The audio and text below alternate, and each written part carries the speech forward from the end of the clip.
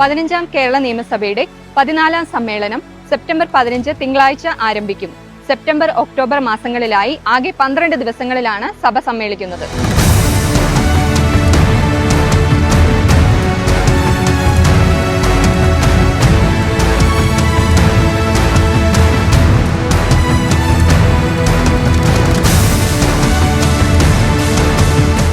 ആദ്യ ദിനത്തിൽ മുൻ മുഖ്യമന്ത്രി VS അച്യുതാനന്ദൻ, പീരുമേട് MLA ആയിരുന്ന വാഴൂർ സോമൻ എന്നിവർക്ക് അനുശോചനം അർപ്പിച്ച് സഭ പിരിയും. സെപ്റ്റംബർ 16 ചൊവ്വാഴ്ച മുതൽ 19 വെള്ളിയാഴ്ച വരെ ഗവൺമെന്റ് കാര്യങ്ങൾക്കും അനൌദ്യോഗിക അംഗങ്ങളുടെ കാര്യങ്ങൾക്കുമായാണ് നിശ്ചയിച്ചിട്ടുള്ളത്.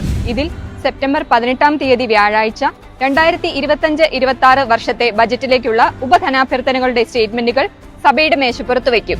സെപ്റ്റംബർ 20 മുതൽ 28 വരെ സഭ ചേരുന്നതല്ല. ശേഷം 29-30 തീയതികളിൽ സഭ പുനരാരംഭിക്കുമ്പോൾ ഗവൺമെന്റ് കാര്യം ഉണ്ടാകും. മഹാനവമി, വിജയദശമി, ഗാന്ധി ജയന്തി എന്നിവയോടനുബന്ധിച്ചുള്ള അവധികൾ വരുന്നതിനാൽ ഒക്ടോബർ 1 മുതൽ 5 വരെ സഭ ചേരുന്നതല്ല. ശേഷം ഒക്ടോബർ 6 തീയതി തിങ്കളാഴ്ച സഭ ചേരുമ്പോൾ 2025-26 സാമ്പത്തിക വർഷത്തെ ബജറ്റിലേക്കുള്ള ഉപധനാഭ്യർത്ഥനകളെ സംബന്ധിച്ച് ചർച്ചയും വോട്ടെടുപ്പും നടക്കും.